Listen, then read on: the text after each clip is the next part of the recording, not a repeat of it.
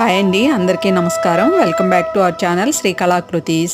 ఎలా ఉన్నారండి అందరూ? నేనైతే బాగున్నాను. మీరందరూ కూడా బాగున్నారు అనుకుంటున్నాను.